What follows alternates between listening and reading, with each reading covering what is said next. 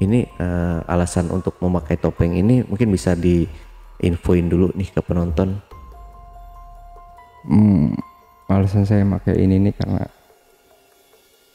ada sesuatu yang ada nggak bisa sesuatu diceritain yang atau saya nggak bisa ceritain dan saya nggak mau orang tahu posisi saya. Saya harus berurusan dengan hukum lagi. 2017, 2018, 2019, 2020, 21, 22, 23 dan baru 24 ini saya bisa di sini ngobrol sama abang.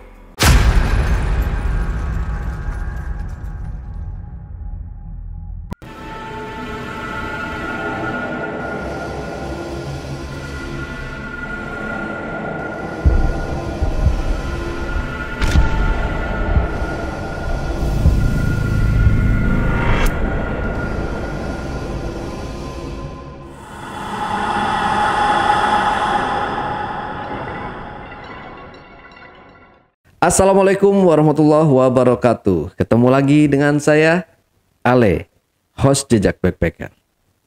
Tentunya dalam obrolan misteri Jejak Backpacker kali ini, saya telah kehadiran seorang narasumber yang pernah mengalami kejadian mistis dalam pelariannya. Seperti apa kisah yang dialami oleh narasumber kita ini? Langsung aja kita sapa narasumbernya. Assalamualaikum Bang Baron. Gimana kabarnya Bang Baron? Alhamdulillah sehat. Iya, alhamdulillah ya. Jadi di sini Bang Baron akan menceritakan tentang apa nih? Saya pengen nyeritain tentang pengalaman horor yang saya alamin. Berawal dari pelarian saya. Ini saya dari daerah Sumatera. Terus kejadian itu bukan Sumatera, kejadiannya di daerah Garut. Tepatnya di apa sih itu namanya? Desa Malangbong. Di bawah Gunung Cakrabuana. Oh, di situ berarti kejadian horornya nih. Disimpan dulu aja ceritanya. Kalau gitu Bang Baron kita lanjut setelah ini ya. Tapi sebelum Baron menceritakan pengalaman mistisnya lebih lanjut lagi, saksikan setelah OMG yang satu ini. Kopi Liong Bulan, nuansa legendaris di mana keunikan rasa dan aroma mengalir dari setiap biji kopi pilihan. Keistimewaan yang dipersembahkan bagi mereka yang menghargai cita rasa terbaik. Gurih dan aroma asli yang khas dibuat dengan sempurna. Kopi Liong Bulan, keajaiban dalam setiap aroma. Oke, Bang Baron, santai aja nih Bang Baron ya. Ini karena ceritanya menurut saya bagus banget ya. Biar gak grogi, biar gak gugup, mungkin Bang Baron bisa dicicipin dulu kopinya. Oke, silakan Bang Baron, kita minum kopi dulu. Ini kopi Liong Bang Baron. Mantap kan kopinya? Sedap banget. Iya, kopi Liong. Oke. Bang Baron udah siap ya buat cerita. Santai aja Bang Baron, jangan terburu-buru, jangan terlalu santai juga. Suara agak di up lagi aja biar kedengaran di mic-nya sama penonton juga enak didengarnya. Oke, siap Bang Baron ya? Siap. Oke, silakan Bang Baron. Kejadian mulai kalau nggak salah, ya memang tahun 2015. 2015. Ini saya cerita soal kenakalan juga, nggak apa-apa kan? Ya, nggak apa-apa, aman. Jadi sekitar 2015an itu di daerah saya tepatnya itu banyak yang mulai doyan pakai begituan, pakai narkoba. Oke. Kita mau pakai terus-terusan itu kan agak berat juga lama-lama ya kan. Nah terus seiring berjalan waktu itu ada tuh salah satu teman saya kenalan, bukan anak daerah saya sih, bukan komunitas saya, dia bandarnya terus dia nyoba nyari pasien gitulah, namanya pasien, nyari pasien di daerah saya. Menurut dia mungkin saya ini lumayan ada potensi Pertama saya banyak kawan. Kedua kawan-kawan saya juga ya pada doyan begituan. Pada doyan. Nah, lagian itu nggak ngeberatin saya, maksudnya malahan saya juga ngerasa saya diuntungkan, padahal bego banget kan ya. Padahal bego banget itu. Dia numpang numpang nimbang, numpang jualan lah gitu di rumah saya, dan saya sediakan tempat untuk dia mecah-mecah kayak gituan. Saya sih seneng-seneng aja, karena abis dia ngerjain itu kan pasti saya dikasih itu pakaian daripada saya beli. Pada saat itu saya mikirnya kayak gitu, cuman ada keenakan. Terus berlanjut hal itu kan, tanpa sadar rumah saya itu sampai ditarget sama polisi. Ditarget sama polisi karena jadi tempat penampungan yang kayak gitu ya. Benar. Kalau saya sih nggak ngerasa kayak bukan saya yang jualan ya kan. Ternyata nggak boleh rumah itu dijadikan untuk tempat kayak gitu-gituan gitu kan. Sampai pada akhirnya si bandar itu kan nggak di rumah saya, dia memang lagi kosong. Dia lagi kehabisan bahan, jadi dia nggak stay di rumah saya. Biasanya tuh tiap hari dia pasti di rumah saya. Nah, kebenaran itu lagi kosong, tapi si para buser ini dapat info bahwa di rumah saya ini suka biasa ada transaksi narkoba gitu kan. Jadi pas mereka ke rumah tuh pas rumah lagi kosong cuma dari saya, digerebek lah saya, Bang. Kira-kira jam 9, jam setengah 10 pagi itulah, hari Selasa. Saya ingat banget kalau harinya hari Selasa. Tanggalnya saya lupa kalau tanggalnya. Saya digerebek. Pas digerebek itu saya lagi makan, ada yang manggil dari depan itu. Assalamualaikum, kata dia. Ron, kata dia manggil nama saya. Dia manggil nama saya. Ron, kata dia. Saya jawab lah. Ya, kata saya kan. Masuk dia. Ramai amat ini, mukanya asing semua. Lagi makan, kata dia dengan gayanya yang so akrab itu, bapak itu kan. Lagi makan, kata dia. Iya Pak, kata saya. Taruh dulu piringnya, kata dia. Kami dari Polda. Hati saya langsung kan udah mulai degap tuh. Rame banget itu. Orang 9 atau orang 10 ya. 2 mobil 1 motor. Pokoknya waktu pas saya sudah di depan itu. Gapup hati saya tuh. Wah, apa ini? Terus saat saya diinterogasi, mana bahan? Bahan apa Pak? Mana bahan kamu? Katanya. Kamar lu mana? Kamar lu mana? Di situ Pak. Masuk kamar saya. Dibuka di bawah tempat tidur. Nah, ini banyak alat-alat. Memang alat-alat pada nongkrong. Alat-alat itu udah stay semua di situ. Ada 3 biji. Ada 3 biji alat tuh udah siap. Padahal bahannya nggak ada bahannya, cuma ada alatnya aja. Gitu. Mana bahan-bahannya? Nggak ada Pak, kata saya kan. Memang nggak ada. Terus nggak lama dari situ 2 kawan saya datang. Itu yang biasa belanja sama kan saya itu, yang biasa beli pas lagi ada polisi. Pas lagi saya lagi digerebek, saya lagi diinterogasi di rumah, datang kawan saya dengan kayak nggak ada dosa itu kan dia. Ron, kata dia kan. Nah, itu tuh siapa tuh? Kawannya tuh. Mau belanja tuh. Kapan kawan saya balik arah, dia udah sadar tuh kalau itu, wah ini apa ini rame-rame kan. Kawan saya mau pergi, langsung ditarik sama mereka. Sini masuk.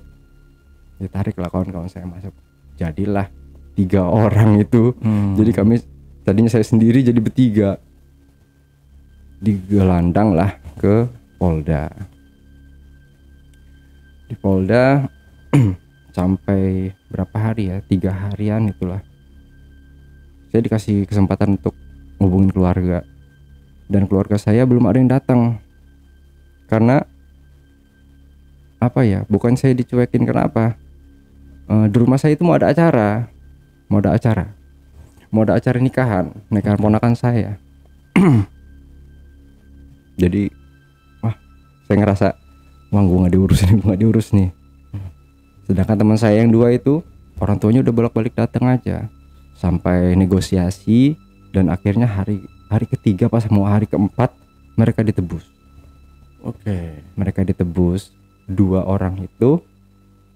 Boleh saya sebutin nominal nggak? Bisa ya? Nominal ya berapa? Ya segitulah ya. Pokoknya mereka bisa ditebus. Mereka berdua, dan saya nggak termasuk. Saya nggak bisa, karena pengakuan mereka itu biasa belanja dari tangan saya, walaupun bukan punya saya, cuman saya itu perantaranya gitu loh. Jadi saya nggak bisa.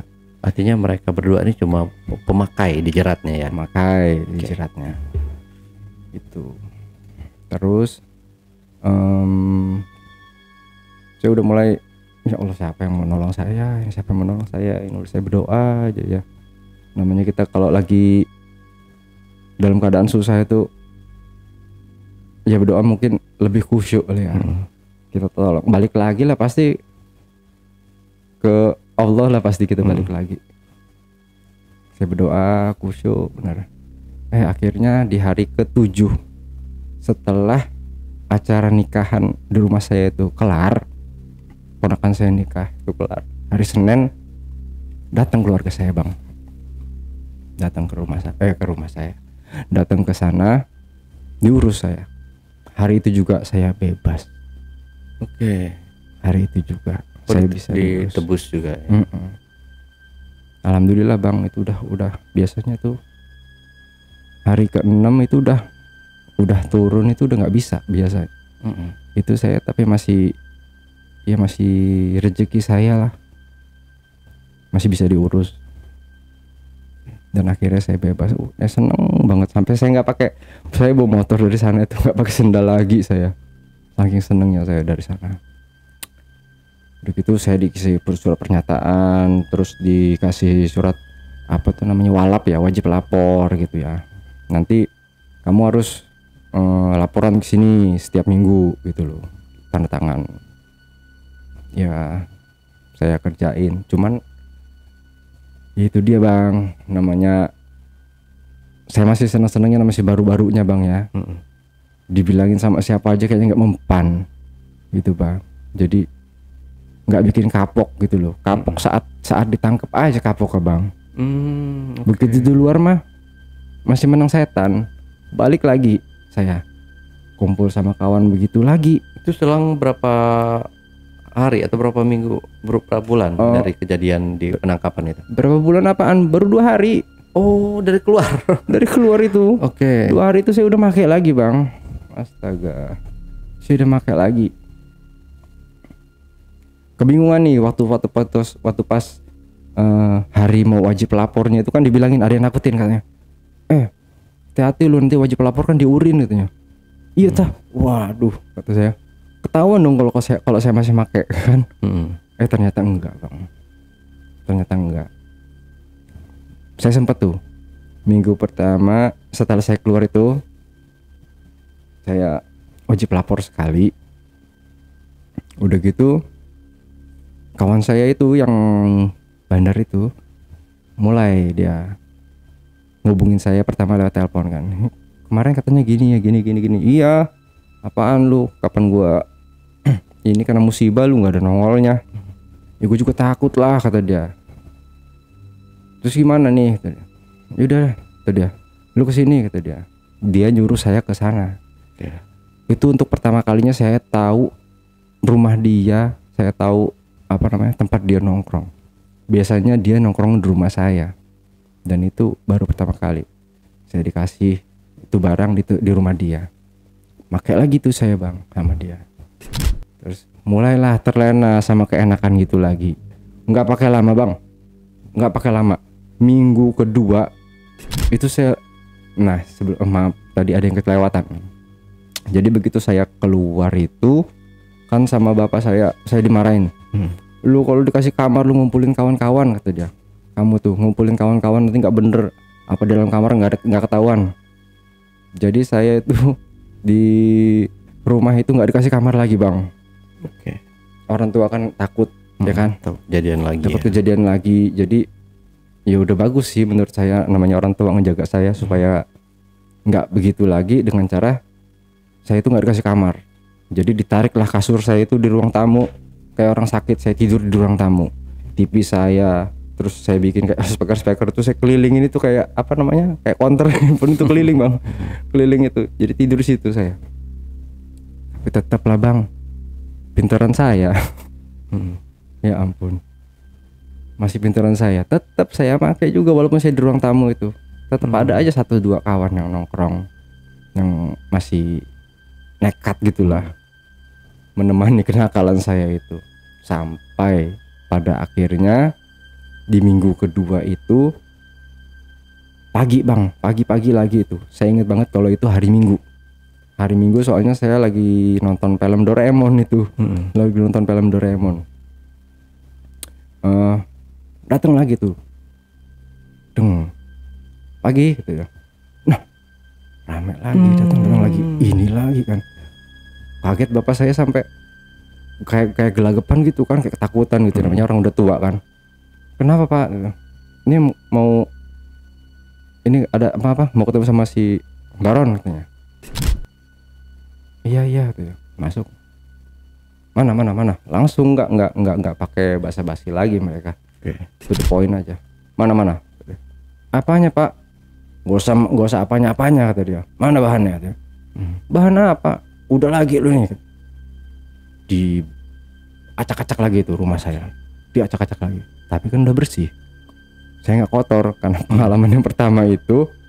Jadi next saya bersih, nggak ada alat, nggak ada plastik klip, nggak ada timbangan, nggak ada apapun, pokoknya bersih banget. Dan apa namanya itu surat wajib lapor itu di bawah kasur saya. Nah, lu harusnya ingat ini nih, kata dia. Kamu itu masih baru sekali, kata dia, wajib lapor, baru tanda tangan 1 kali nih ya, kata dia. Udah macam-macam lagi kamu. Saya diem aja kan. Info kami itu nggak mungkin meleset. Kita orang ini udah denger, lu itu main lagi, katanya. Cuman lu beruntung aja, kata dia. Sekarang lu beruntung ya. Kalau lu mau main gede-gede sekalian, katanya, bukan yang gua ngajarin, kata mereka, kata polisi-polisi itu bosir itu. Kalau main gede sekalian, kata dia. Kalau cuman mau tanggung-tanggung ecek-ecek mending gak usah. Kesian keluarga lu, kata dia. Dia ngomong begitu. Udah gitu, yaudah, kita orang lepasin lu kali ini ya. Lihat aja lu nanti. Makasih, Bang, kata saya. Udah, pergilah mereka.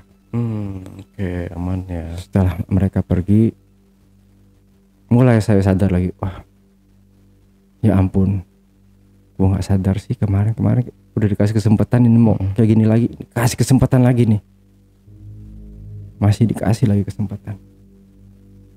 Habis itu ngampun nih bapak saya nih, udah nggak dikasih kamar, udah disuruh tiduran di luar, masih nggak mempan juga.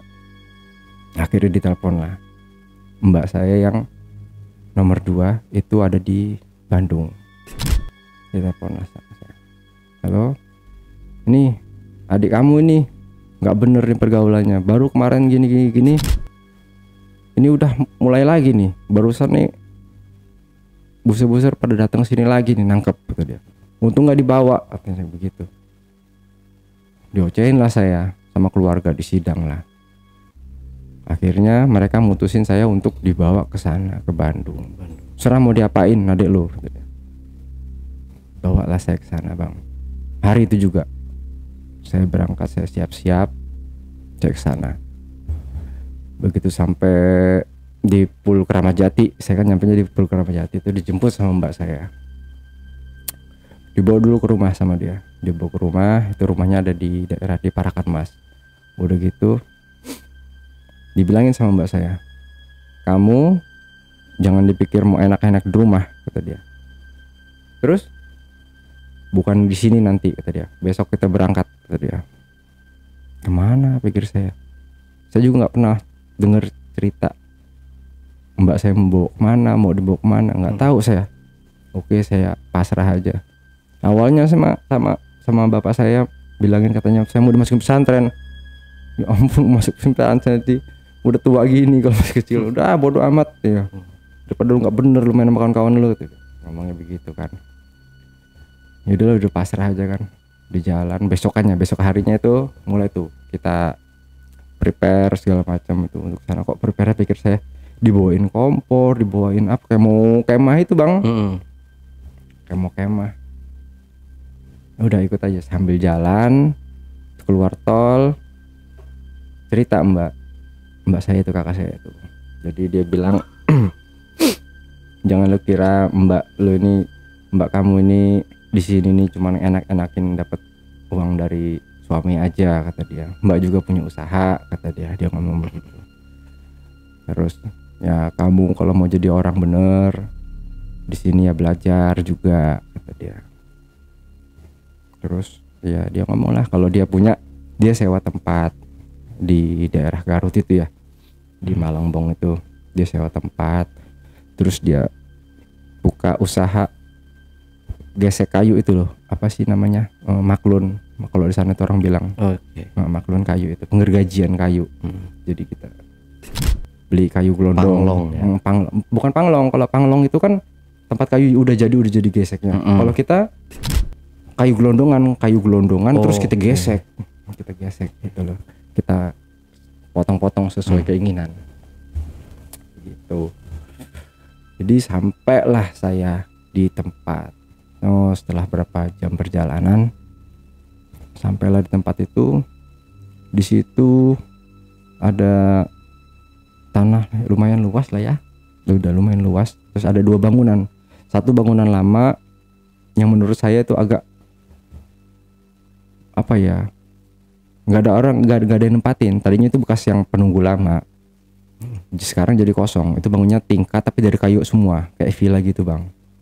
Nah sebelahnya itu kantor kecil, itu dibuat sama mbak saya untuk dia admin segala macam di situ. Nah saya rencananya saya mau tempatin situ sama mbak saya. Oke. Nah, untuk hari pertama masih belum diajarin apa-apa, masih ya ikut-ikut aja lah. Sampai berapa hari saya ngikut orang-orang motong, ngikut orang-orang nebang kayu, ya begitu-gitu aja. Sampai saya itu jalan berapa bulan ya saya di situ. Agak bosan juga saya di situ karena nggak ada tetangga bang. Jadi itu pabrik itu, tetangga terdekat itu kira-kira jaraknya 30 meter. Itu pun ke bagian atas. Kalau di kanan kiri itu nggak punya tetangga kita. Kita nggak punya tetangga. Jadi bener-bener itu pabrik menyendiri dan kayak terisolasi gitu sama ini. Kalau mau beli ke warung aja jauh loh. Jalan jauh bener ke bawah itu. Kalau masih siang aja enak, orang naik turun mobil gitu ya. Masih banyak yang naik turun suka. Kalau malam sepi banget. Gelap. Lampu satu-satunya cuman dari pabrik itulah. Mbak saya bikin lampu keliling itu aja. Jadi selama di situ saya disuruh belajar untuk ngitung kubikasi gitu. Ngitung kubikasi kayu yang udah jadi atau yang masih gelondongan gitu. Mbak saya itu main kayunya kayu mahoni. Nah ini saya nanti mau ceritanya itu karena ada kayu mahoni dan saya belajar main kayu yang kayu putihan, kalau orang sana bodasan, kalau orang Garut itu bilang. Jadi awal-awalnya itu karena mbak saya kan nggak stay di sana terus bang. Mbak saya itu balik ke Bandung gitu loh, jarang bolak ke di situnya, jarang. Jadi saya yang diserahin setelah saya bisa belajar ngitung kubikasi, kalau orang belanja yang reng, yang kaso, yang ini, yang itu gitu. Jadi saya harus tahu harganya satu-satu. Setelah saya tahu harganya, saya dilepas sama dia. Saya dilepas, jadi kalau orang belanja bisa langsung ke saya begitu. Karena mbak saya jarang datang dan saya megang duit cash, saya dinasehatin lah sama tukang gesek di situ, sama orangnya itu yang biasa yang kerja sama mbak saya. Kata dia, kalau untuk nyari seseran hari-hari kenapa nggak belajar aja kita beli bodasan, kata dia. Apa sih bodasan? Maksudnya jangan main kayu merahan. Kalau mbak kamu kan mainnya main kayu merahan, main mahoni, itu lebih mahal. Tapi untuk putaran keluar masuk duit itu lebih jarang itu. Mendingan kita main yang kayu-kayu yang murah-murah kayak kayu sengon, alba gitu-gitu. Atau kayu apa aja basing gitu, lebih murah gitu loh. Itu untuk kayu-kayu bangunan, itu orang beli bisa tiap hari. Ya juga kata saya megang duit cash kan, saya coba bang. Dari situlah saya belajar beli kayu kebonan dengan modal duit mbak saya itu saya puterin, ya kan. Terus sampailah saya ketemu ada borongan di gunung, itu bukan di Gunung Cakarbuana. Ke daerah ada namanya Pasir Langgir kalau nggak salah. Pasir Langgir. Saya belilah di sana. Ada kebonan campur kayunya bang. Campur. Ada berapa batang? Saya hitung sama saya dengan permintaan mereka berapa budgetnya. Masuk bang. Masuk. Cuman tempatnya tinggi bang di gunung, daerah gunung. Rutenya itu agak ekstrim. Bisa lah tadinya, bisa dihandle katanya, kata yang kerja. Kami berangkatlah di sana. Ngerjainnya itu nggak cukup sehari bang, sampai 3 hari. 3 hari karena medannya itu agak sulit di atas gunung. Nah, di antara borongan kayu yang masuk hitungan itu ada satu yang menurut saya, kayu ini kok, dari situ aja saya udah feeling, kenapa sih kayu ini kok sayang banget gitu loh. Itu kan kayu jengkol, kayunya gede banget, tua. Pikir saya, sayang amat, ini masih berbuah loh, kenapa dijual gitu loh, kan masih potensi. Kan jengkol mahal sih bang. Jengkol mahal sih, lagi itu lagi habis buah. Orang saya ngunduhin sisanya itu aja hampir 2 karung loh. 2 karung tuh sisanya aja bang, sisa saya tebang habis dipanen sama mereka. Masih ada sisa 2 karung. Itu saya ambil cuma-cuma. Nah, jadi ceritanya itu berawal dari pohon jengkol itulah bang. Pohon jengkol yang bonusan kata dia. Bonusan kata dia. Kayak kayu jengkol. Dari mulai kita berangkat itu krunya cuma 4 orang. Kita berangkat cuma 4 orang. 2 itu yang ngambilin kayu yang sudah dipotong, 1 yang megang sinso, dan saya cuma ngawal, ngikut. Nah, saya ngikut sama orang yang sinso itu. Begitu petebangan terakhir di pohon jengkol itu, pas sudah nih kan kayu kalau udah mulai mau patah itu ada bunyi kayak krek gitu bang. Nah, awalnya itu gitu tuh. Kawan saya itu kira-kira berapa meter sih ya? Sekitar 20 meteran sebelah kiri. 20 meter sebelah kiri. Masih aman lah. Nah, ini pohon jengkolnya depan saya sama tukang tuar itu. Saya di belakangnya kan ya.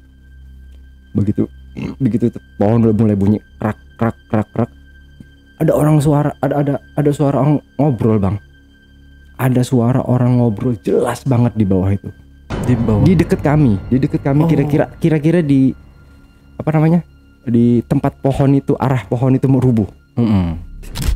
Saya berpikir ini orang pulang dari kebun. Takutnya bang ya, orang dari kebun lewat melintas. Jadi saya panggil, ada orang. Dia juga denger. Itu si tukang potong itu mendengar. Jatuhlah pohon itu bang, rusak gitu kan. Allahu Akbar itu. Lari kami ke sana. Celinguan kami cari. Digeroin sama dia. Nggak ada orang. Jelas banget suara orang itu ngobrol. Kira-kira 3-4 orang laki-laki. Tapi bang, suaranya bukan suara perempuan. Suara orang laki-laki. 3 atau 4 orang lagi ngobrol. Geremeng itu. Di situ jelas banget. Tapi nggak ada siapa-siapa. Alhamdulillah pikir saya. Nimpah orang metong mah. Ketempuan bang. Ya kan? Ya, alhamdulillah nggak ada apa-apa bang. potong semua sesuai keinginan, muat, bawa pulang. Agak batuk. Minum dulu Bang ya. Ya, diminum silakan.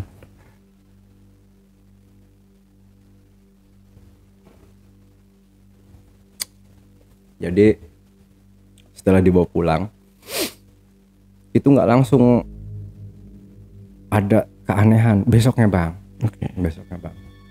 Jadi pohon itu dipisah-pisahin kan, dipisah-pisahin. Cuman memang pohon jengkol, yang batang jengkol itu dideketin ke mesin karena posisinya dia madelinnya besar, mau sekalian kalau dipotong nanti sama mahoni, pikir mau sekalian aja digesek gitu loh. Nah, hari kedua, jadi begini, saya ini di sana kan sendiri, saya nggak punya teman untuk ngobrol untuk apa. Saya cuma punya satu, ada anak kecil masih SMP, namanya Encep, itu anak dari yang tukang gesek itu. Oke. Nah, dia suka saya panggil untuk temenin saya tidur. Cuma satu anak itulah. Jadi saya sama si Encep itu sore-sore, belum malam Bang, dia udah mulai masuk jam maghrib, cuman dia belum azan, tapi dia udah mulai gelap, ngerti gak ya? Nah itu dia yang pertama, si Encep itu yang pertama kali ngeliat. Jadi ini kantor ya, di depan tuh kira-kira 20 meter itu mesin, tumpukan kayu dulu, terus mesin, mesin gudang pertama, mesin kedua, mesin ketiga. Nah mesin yang pertama itu yang aktif, yang dipakai terus. Yang kedua, yang ketiga itu jarang, kalau udah memang over banget, udah banyak banget kayu gesekan baru diaktifin semua gitu. Oke. Yang di pertama itu, nah disitulah Bang, dia ngeliat, diinjerit si Encep itu, kata dia. Naon Cep? Aya seuneu, kata dia. Seuneu itu api maksudnya. Ada api kata dia. Mana eta, kata dia. Dia pikir apa namanya itu api mesin. Oke. Mesinnya hidup kata itu. Enggak ada suara mesinnya kok. Aya seuneu, kata dia kan. Saya liatin, iya tapi itu bukan api mesin loh. Jadi apinya gini Bang, apinya itu kayak kecil gitu ya, kayak dibilangin kayak lampu lilin, kayak boklam. Dia kayak boklam kecil, dia ngegede, tadi dia ngecil lagi, dia ngegede lagi, dia ngecil lagi. Dia punya cahaya tapi dia nggak nerangin Bang, ngerti nggak? Dia bercahaya. Kalau kita ngeliat dia bercahaya. Tapi cahaya dia itu dia nggak nerangin sekitarnya. Dia nggak nerangin kayak lampu ini. Lampu ini kan dia bercahaya dan dia nerangin kita. Kan? Kalau itu nggak Bang. Dia bercahaya di samping mesin, tapi mesinnya nggak terang gara-gara dia. Dari situ nggak bener deh kayaknya. Ini nggak bener nih. Udah biarin aja kata saya. Langsung kami naik ke atas, cerita lah di atas. cerita di atas. Udah gitu, apa itu ya api gini diceritain katanya.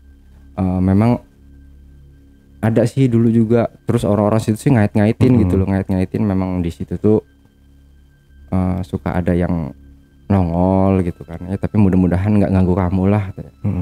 Oke, saya pikir mungkin ini cerita mereka, cerita setempat lah ya, mitos setempat. Terus saya nggak ngerasa kalau itu gangguan.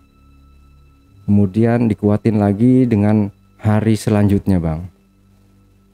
Hari selanjutnya itu begini, jadi posisinya saya itu lagi nonton. Saya lagi nonton malam itu.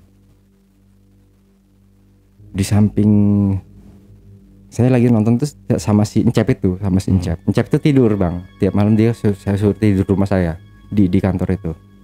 Encep itu lagi tidur, saya lagi nonton TV. Itu udah malam Bang, memang udah jam 1 loh, udah jam 12. Karena di situ saya susah tidur, dingin Bang. Biasa cuaca Sumatera ke cuaca sana kan dingin banget ya kan, bolak-balik kencing aja saya. Cuman gara-gara malam itu saya nggak berani kencing Bang. Kencing tahan saya, kencing di botol Bang. Lagi nggak beraninya saya. Karena gini nih, ini posisi kantor nih ya, ini kantor. Di samping itu kan ada ruang, ada space kira-kira 1 meter kurang ya, sekitar 80 cm lah ya. Itu untuk naruh bekas steger, bekas kayu-kayu gitu deh, kayu bekas reng-reng gitu ya. Nah di sebelahnya baru apa namanya pagar, sebelahnya kebun orang, nggak ada apa-apa, nggak punya tetangga, nggak punya apa. Jadi saya itu ngulet apa sih bahasanya? Ngulet gini kayak gini ya. Ngulet pegel gini ya, saya ngulet gini kayak. Duk, senggol ini ke senggol tangan kiri saya. Jedak gitu kan. Sampai sini nyetrum gitu kan, gitu. Suara balik lagi dia. Duk. Setelah saya duk begini, duk. Saya pikir kayu yang geser karena kena getaran tangan saya. Mungkin ada kayu yang bergeser sedikit. Dek gitu ya.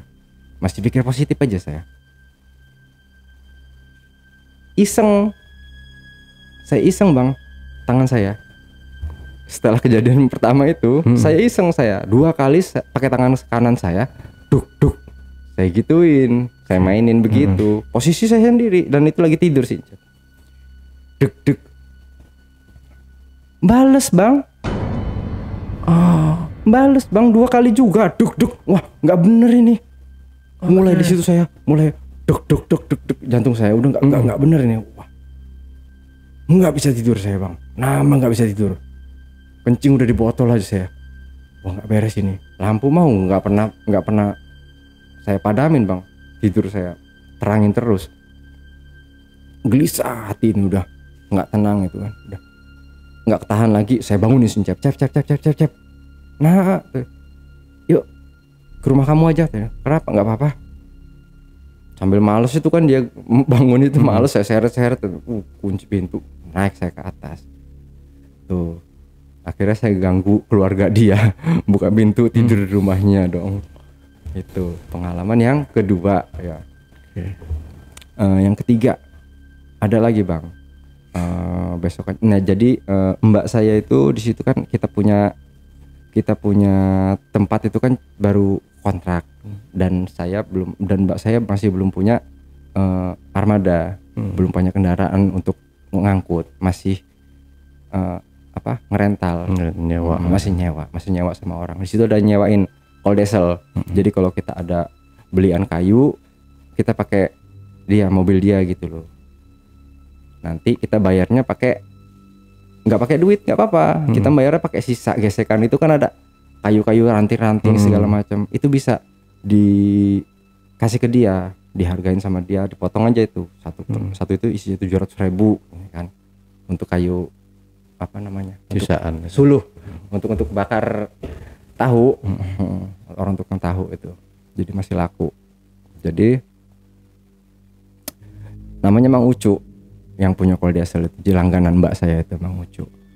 Jadi hari itu tuh habis maghrib saya udah siap-siap tuh, gerbang yang berat, gerbangnya itu udah rodanya itu udah mati sebelah bang.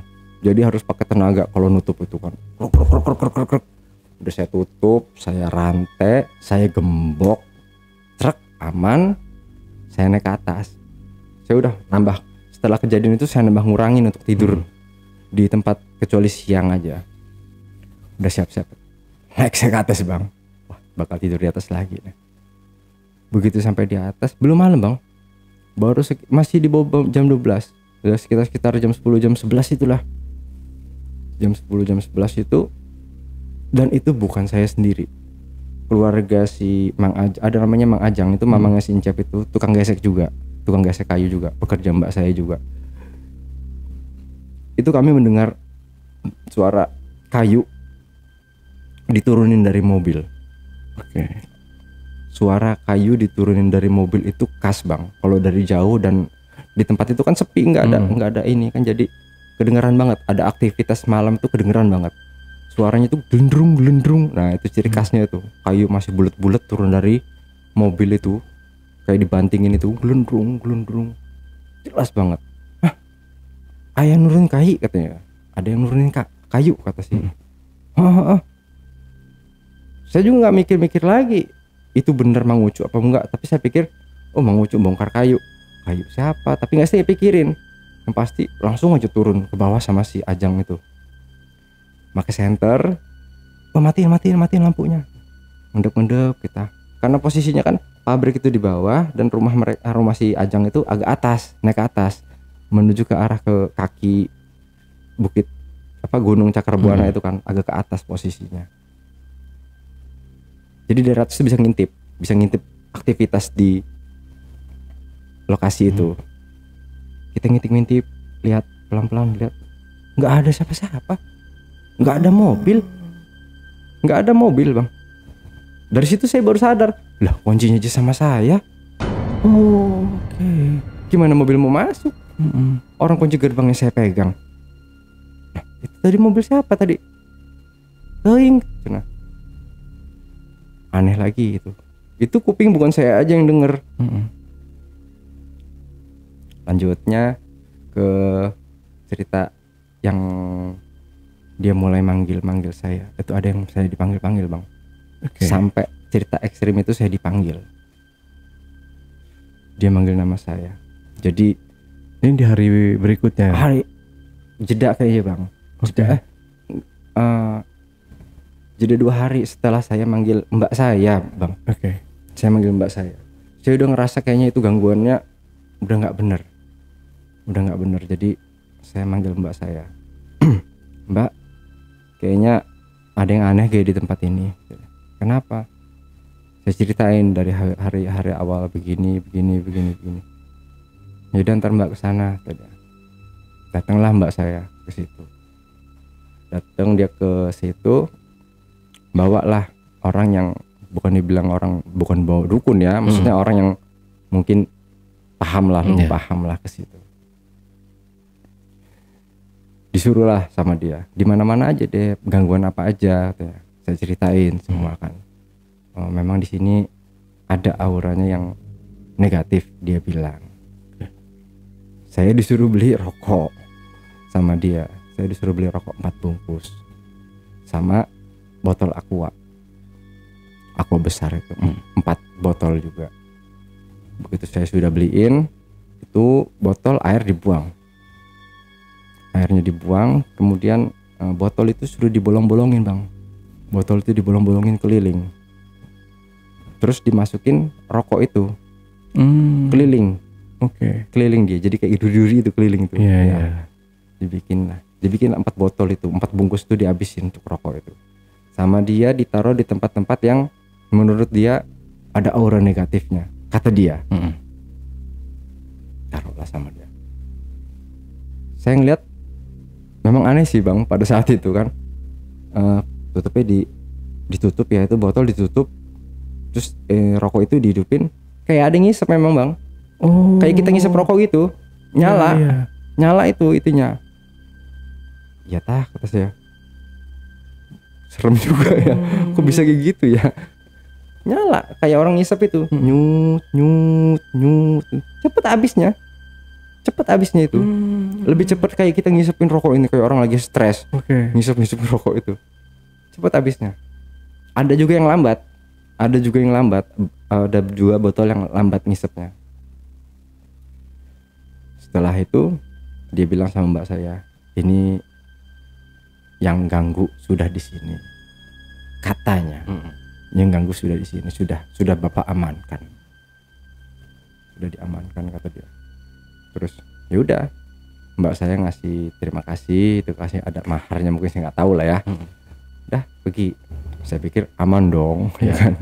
Udah diusir nih, udah diusir nih kan, sudah dijumpa jampi. Agak pede saya. Jadi kebenaran saya ini punya anjing. Saya izin sama mbak saya, mbak, saya pelihara anjing ini, ada nawarin anjing. Buat apa, kata mbak saya? Nanti lu dijilat gini segala macam. Kan najis kan di agama kita kan. Enggak kok, ini buat jaga ini aja, nggak boleh masuk ke dalam lah, kata saya. Ya udah, kata dia, nggak apa-apa kalau buat jaga-jaga pabrik, kata dia. Saya belilah sama saya. Beli 3 biji, ternyata masih kecil bang. Tuh, tapi saya pelihara terus sama saya sampai agak gede. Dari kecilan itu agak, ya udah lumayan lah, nggak kecil amat. Cuman hilang 1, sisa 2. Jadi di tangan saya itu cuma 2 saya pelihara. Nah, jadi lanjut ke cerita yang tadi itu, setelah saya ke atas main ke tempat tetangga saya itu saya itu lupa kalau saya belum ngasih makan anjing itu. Kesian karena saya nggak pernah pelihara anjing kan, baru itulah saya pelihara, saya punya anjing. Saya baliklah saya ke pabrik cuman untuk pengen gorengin nasi doang untuk anjing itu. Saya gorengin asal aja kan, gorengin asal kena garam aja. Belum selesai itu, saya berdua masih Encep itu lagi. Belum selesai saya bikin itu, ada yang manggil bang dari, jadi kamar mandi itu ada di luar bang. Kamar mandi itu memang di luar di pojok di situ tuh dekat ada batu besar banget nongol separo. Tapi saya nggak pernah mandi situ. Oh, siang aja kayaknya beda, nggak enak. Dinginnya tuh nggak enak gitu loh. Air tuh dari gunung kalau di sana sebenarnya. Saya nggak mau udah ngambil dari sumur itu, dinginnya aneh. Jadi jelas banget bang. Ada yang manggil waktu pas saya lagi bikin nasi goreng itu. Ron, cewek itu, bukan cowok, suaranya cewek. Manggil dia, Ron, 2 kali bang. Baru saya mau ngucap itu si Encep udah ngomong lagi. Yuk katonggo kata dia. Ayo ke atas kata dia. Ayo nunggu geroan kata dia. Ada yang manggilin kata dia. Oh denger juga dia denger. Merinding kampret. Ayo nunggu geroan kata dia. Ayo katonggo. Yuk kata dia. Cepet-cepet kasih makan tuh ya si Dogi. Langsung kami cabut dong ke atas. Kata saya, ini beresnya di mana? Kok nambah ekstrim? Katanya udah bersih kok masih gitu loh. Saya telepon lagi mbak saya, laporan lagi dong. Mbak, kok tadi begini. Saya ceritain ada yang manggilin malah manggilin nama. Itu salah denger kali. Enggak, salah denger gimana? Orang yang denger pertama Encep kok, kata saya gitu. Ya udahlah, makanya sholat, kamu itu sholat, kata mbak saya. Iya iyain aja, memang masih bandel kan. Yang penting diain aja biar cepet. Udah gitu nambah ekstrimnya lagi. Ini kalau nggak salah itu, kalau yang ini saya nggak tahu ini kebenaran atau apa, yang pasti kalau sampai kejadian efeknya bahaya banget. Jadi gini bang, mulailah eksekusi. Udah dari hari sebelumnya juga udah mulai eksekusi mulai dikerjain, kayu-kayu itu digesek ya kan, sampai pada akhirnya gesekan kayu si jengkol. Kita pakai mesin Kubota yang 20 PK itu, pita untuk ngegesek itu kan gede bang ya, dia lebar kira-kira segini bang, hampir 15 sentian itu bang ya, dia panjang, dia tinggi ke atas itu kan, dia keliling itu. Abang bisa bayangin nggak, mesin hidup putaran tinggi ngegesek begitu, putus bang. Itu pita putus bang. Pita tuh rantainya itu apa? Bukan rantai, mata gergaji. Jadi kayak dia gergaji pelat, dia pelat segini nih, dia panjang keliling, dia muter kayak karet. Dia keliling, dia bergerigi, satu sisi dia bergerigi, dia itu muter kecepatan tinggi. Jadi saat dia lagi muter, gitu kan, didorong, digesek, kayu gelondongan itu didorong, itulah dia bentuk bikin papan, bikin kaso, begitu loh. Jadi dia mulai ngerjain si kayu itu, lagi putaran tinggi itu, didorong, putus bang, jedor, sampai ke atap itu, ininya. Sabetan itu, cepretan itu, cepak aja kan, langsung dimatiin mesin kan. Musibah ada aja. Kenapa? Telas kayunya keras kata. Udah ngadepin kayu yang lain yang lebih keras juga kayak. Oke, coba aja, mungkin memang udah umurnya kali ya kan. Apa pita itu minta disambung lagi kan, bisa diperbaiki, nggak harus beli. Bisa ada tempat perbaikan lagi di sana di pasar. Ganti dong, diganti lagi dengan pita yang kedua, karena di situ ada 4 pita, mesin ada 3, ada 4 pita, kita baru punya 4 pita. Masuk ke pita kedua, hidupin lagi, sehat, gesek, kegesek, yang pertama kegesek kulitnya, gesekan kedua putus lagi bang, dak lagi. Ya kenanya katanya, bukan apa yang saya bukan pitanya belum bang, yang saya ini meledaknya itu yang kaget. Itu pita kalau misalkan nyambernya ngaco-ngaco itu, kalau nggak jangan kena leher, kena badan aja putusnya kan kayak kita motong agar kayaknya bang, kalau kena badan itu. Tapi karena yang pekerja itu belum pernah ngalamin kayak gitu lagi, jadi dia nggak ngait-ngaitin dengan hal mistis. Dicobalah dengan pita yang ketiga. Bang, hidupin lagi. Net, putus lagi bang, putus lagi pita yang ketiga, dar lagi putus yang ketiga. Ini udah semakin nggak beres. Ini nggak beres ini nggak pernah kejadian sampai putus 3 pita dalam waktu berdekatan. Kalau mau paling cuman patah gigi. Jadi gini bang, kalau kita beli kayu, ada orang nih jual pohon di pinggir jalan. Itu pengalaman saya, mending gak usah dibeli walaupun harganya murah. Kenapa? Biasanya orang buat makuin spanduk, makuin apa gitu kan. Jadi ada bekas paku, nggak dicabut. Dia seiring waktu berjalan itu pohon nambah gede, paku itu ketelen. Jadi dari luar kayak sehat-sehat aja, padahal dalamnya ada paku. Itu sadarnya nanti pas kita gesek, motong, trak, patah pasti gigi. Minimal 2 mata itu pasti putus. Itu pun cuman giginya aja bang. Kalau ketemu kayu ada paku itu cuman giginya aja yang patah, nggak sampai putus. Dan itu sampai putus 3 kali. Akhirnya di stop. Udah istirahat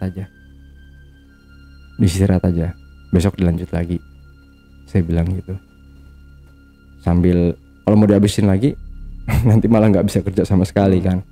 Ya udah, kayunya dipinggirin, terus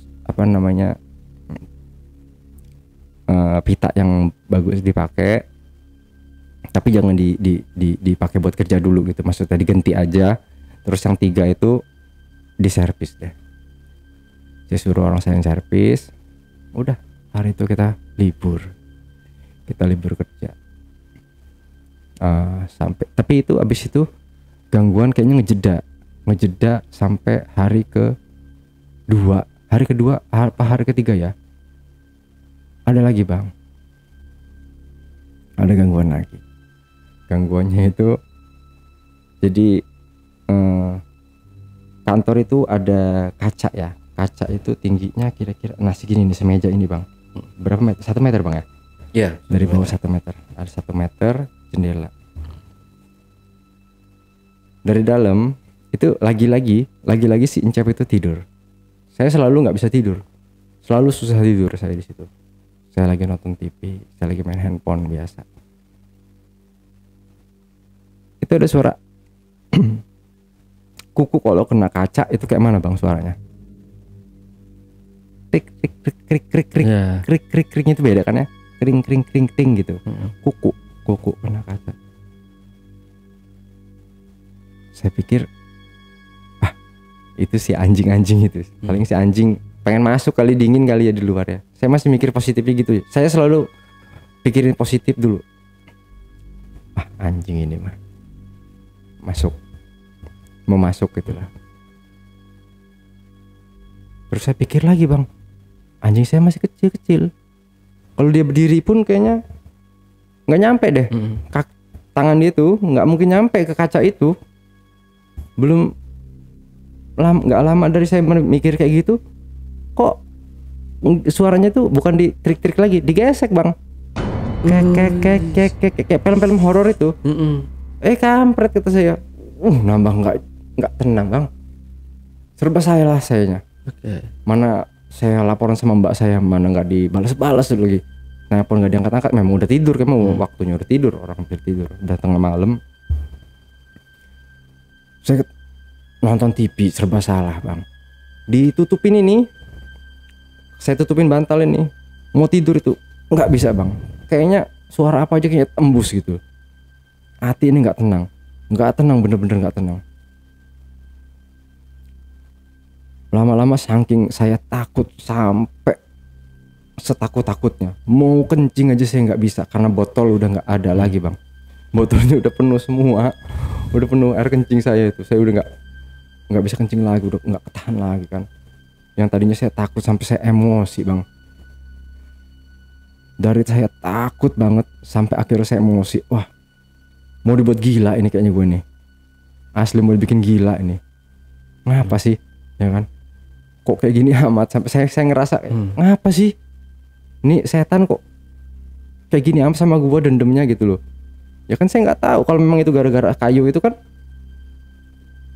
ya bukan salah saya lah, memang itu bonusan dari yang punya tanah dikasih ke saya, ya saya potong lah, saya tebang. Masalah izin apa segala macam, mana saya tahu mau ada ritual-ritual. Oke. Tapi nggak ada apa-apa tuh sama si kayu itu, maksudnya ke depannya kayu ini ada penunggunya atau apanya kayak gitu? Nggak tahu saya bang, saya tinggalin aja. Saya biarin aja, saya tinggalin aja. Dan akhirnya saya pulang lagi ke Sumatera gitu. Setelah saya habis muncak bener itu, malam itu saya muncak bener tuh, saya buka pintu, saya buka pintu tengah malam itu, nongol lah kamu, nongol lah, kalau memang mau nongol ini, gak usah bikin saya gila saya. Sampai saya kasar apa kata-kata kasar saya itu, kata-kata Sumatera saya yang kasar itu saya keluarin semua, yang gini gitulah, saya keluarin semua. Nongol lah, jangan bikin gila. Langsung saya pipis di depan, maaf ini saya langsung pipis di depan kantor itu. Saya kencing, saya tenteng di sini, saya kencingin bener depan kantor itu. Nah, kalau mau nongol bener, tampakin depan saya ini, jangan pakai suara terus lah, tongolin kata saya. Oke. Kalau udah diberaniin kayak gitu malah nggak ada tuh, nggak nongol dari situ bang, malah nggak nongol. Habis itu cuman saya konfirmasi sama itu, bertepatan dengan mau lebaran, kalau nggak salah pas mau lebaran. Jadi kesempatan saya juga lah waktu pas itu untuk saya balik ke Sumatera lagi. Jadi saya izin sama mbak saya, mbak saya mau lebaran di rumah dulu. Yaudah, gak usah macam-macam, ntar balik lagi berapa hari di sana, yang nggak lama, saya gitu ngomongnya sih. Ya udah, itu kayu saya tinggalin dan saya pulang ke Sumatera, mampir dulu tapi ke Bandung dulu, sana ngasih duit kayu sama minta ongkos kan ya, minta duit, balik deh saya ke Sumatera. Dan saya nggak balik lagi bang. Tapi alhamdulillahnya nggak ada saya dengar gangguan sih. Cuman yang saya dengar gini aja nih, oh ya ada tambahan sedikit sih. Jadi infonya itu yang punya tanah itu si bapak itu istrinya 2. Ini gosip. Si bapak itu istrinya 2. Gosip. Nggak apa kan? Oke, nggak apa-apa. Bener. Jadi memang ada yang ditanam di depan rel, jadi ini kantor, terus samping itu langsung pagar tempat keluar masuk mobil. Jadi ada yang ditanam, tahu katanya tulang apa gitu, katanya ditanam di situ untuk bikin nggak betah juga. Jadi selain gangguan dari bawaan dari pohon yang saya bawa itu, dari jengkol yang saya bawa itu, dan ada juga yang memang udah jin lokalnya juga. Gitu ternyata. Oke. Tapi masih belum diketahui itu yang ditanam itu apa? Nggak tahu itu apa. Cuman orang sana udah ini sih, udah rame juga sih diobrolin di kampung itu. Terus bininya 2 itu? Bini yang ini, oh maaf, itu ulah dari bini yang pertama. Oh, oke. Ulah yang bini pertama. Karena usaha yang sewaan tempat kayu itu itu disiapin sama si suami untuk istri yang kedua. Oke. Ya. Jadi itu ditanam sama si ibu yang pertama. Begono. Persaingan istri ternyata persaingan istri pertama sama istri kedua gitu. Nah, selanjutnya setelah pulang ke Sumatera itu Bang Baron masih masih bandelnya belum hilang tuh ya. Masih sih Bang. Masih ya. Hingga masih. akhirnya tambah parah Bang. Tambah parah ya. Oke. Nah di sini mungkin kan banyak orang-orang yang bertanya, sebenarnya ini kan kisahnya nggak terlalu ini ya, kayak membuka aib atau apa kalau pakai topeng gitu kan. Ini alasan untuk memakai topeng ini mungkin bisa diinfoin dulu nih ke penonton. Alasan saya pakai ini nih karena ada sesuatu yang ada sesuatu yang saya nggak bisa ceritain dan saya nggak mau orang tahu posisi saya. Oh oke. Saya juga gak ngeri sih kalau mau nyeritain masalah saya yang terakhir ini. Usah, jadi biar penonton juga paham gitu. Oke. Mungkin itu di tahun 2015 itu cuman bukan pelarian Bang. 2015 itu cuman malah itu mengawali saya karena saya dihukum aja, saya ditempatkan di Malangbong dan saya kembali lagi ke Sumatera.